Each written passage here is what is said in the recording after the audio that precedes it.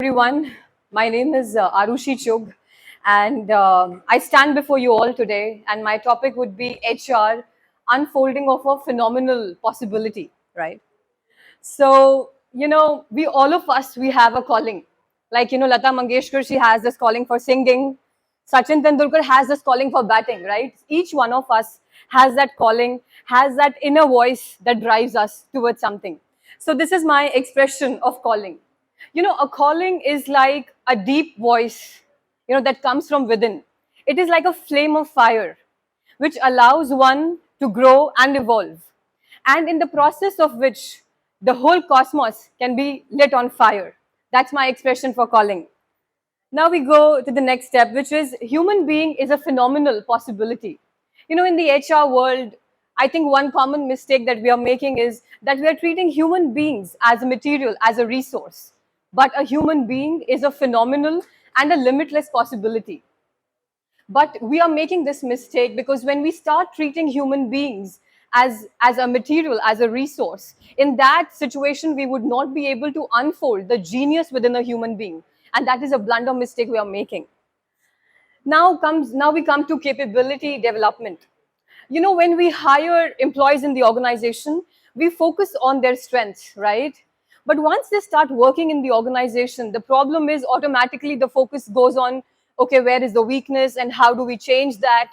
And then we have different channels opening up, for which there is scoring, coaching, etc. But in this whole process, if we were to do something else, if we were to focus on their strengths instead of their weaknesses, that individual would be in a position to capable and deliver much more. And I have no doubt about the fact that it will have a direct impact on a company's ROI, on a company's profit. So that is why, someone like me who comes from the HR world, I feel that the most important aspect is that as HRs, we explore the full depth and dimension of an individual's potential. Because a human being comes in a seed form, and that particular seed realizes its potential when it comes in touch with the right kind of soil. And as HRs, it is our responsibility to ensure that we evolve them, we nurture them into a positive, competent kind of a possibility.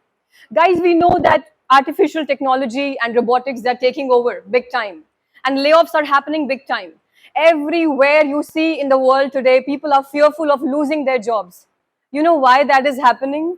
Because we know that whatever we have been able to do till now, a machine can do that much, much better than us, right? Because whether it's the Google, the GPS we talk about, or the calculator we talk about, in fact, just, to come for this TED talk, I literally had no time to kind of, prepare the manuscript. All I had to do was speech to text, and that's it. My manuscript was ready in just, like 10 minutes of time. That's all I had to do rather than type it out. And that's how the world is changing. Ma'am just said, you might be preparing your children for a job that may not even exist. And she's absolutely right.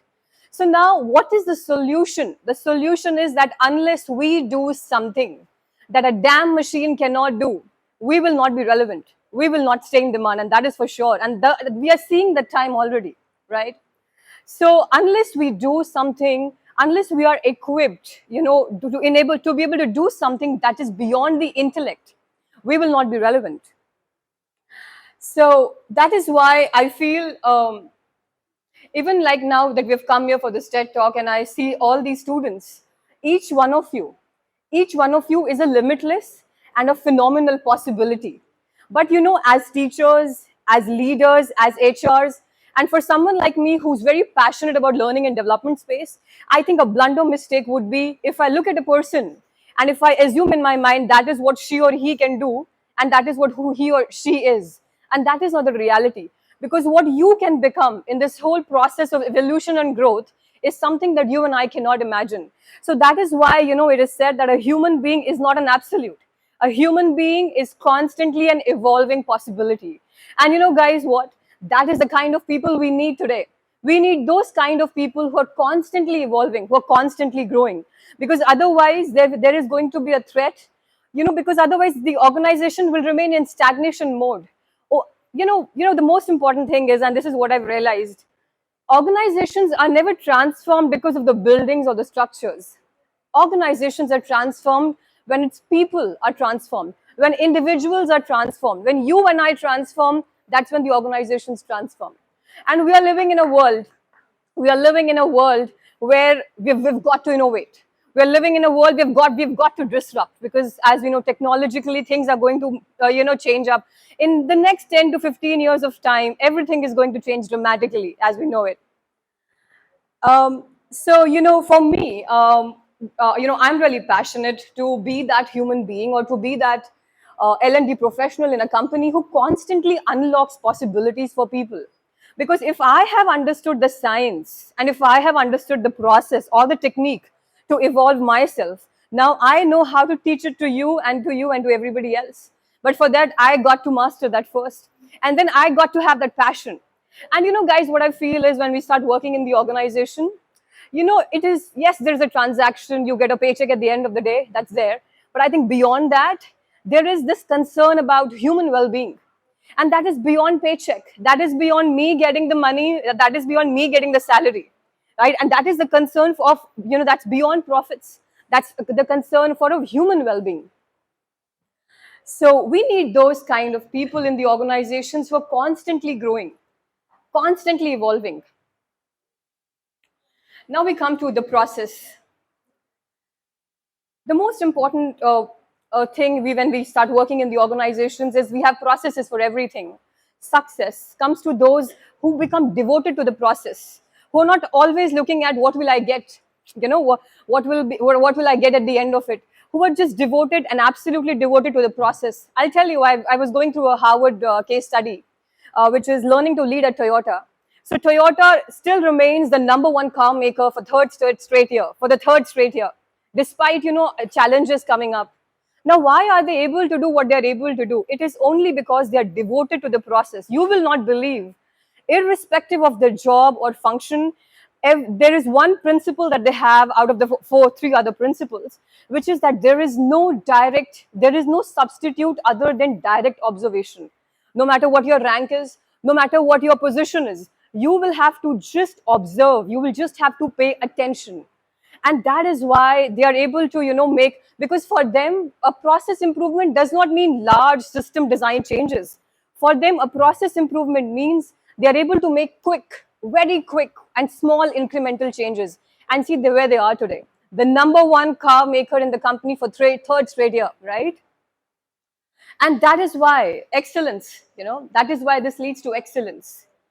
So now we know that today's fundamental forces are going to cause the future. You know what, guys? Now vision and strategy. Now this is not something that's just done by one person. Because we are living in a world where we need to build a psychological contract with people, because it's important that we know how to be with people, how to work with people. That's very important. In this whole process, I think as an HR, the problem is that we provide feedback after 6 months. But feedback is something that we need to provide since day one.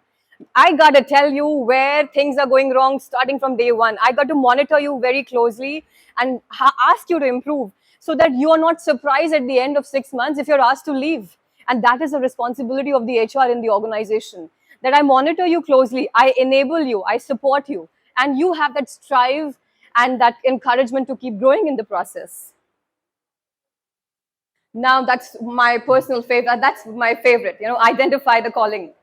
So it is not that simple, because when we are working in the organization, if I look at you or if I look at someone else, I got to know what is it that you're good at, what is your natural talent.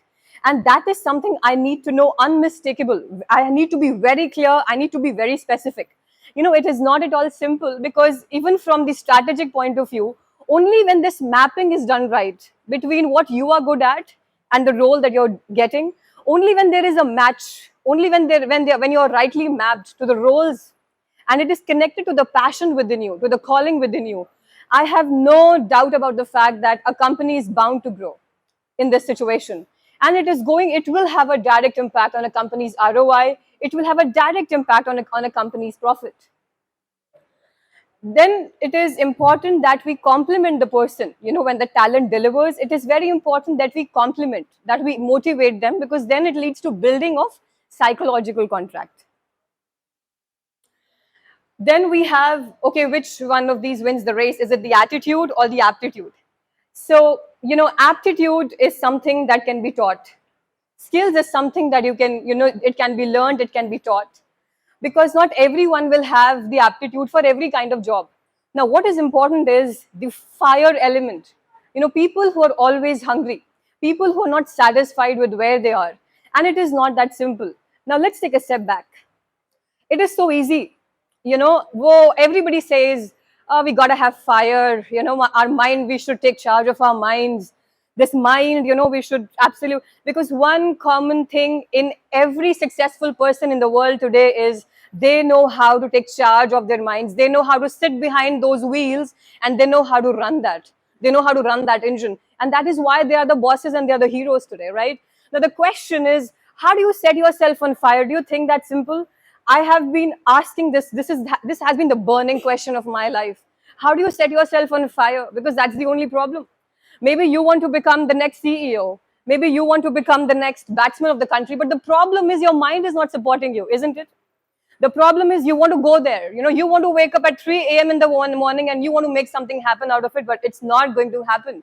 Because to take charge of this mind means when we step back, there are technologies, there is a process, and there's a whole science behind it, out of which you take charge of your mind. And for someone like me, I'll be very honest with you. I'm not okay with my mind just being willing. I want this mind to be on fire. If there's a goal in my life, whether it's spiritual or material, this mind needs to be on fire. And if we have this one key, no matter what your goal may be, this life of yours will be a success, because success will be a downhill run. It is not something that you will have to ever struggle with, ever. Now we have artificial intelligence and its impact on the current scenario. So what is artificial intelligence? What is it doing? It is accumulating all your information in one place. Then it is analyzing all that information, and then it is projecting the information the way you want it.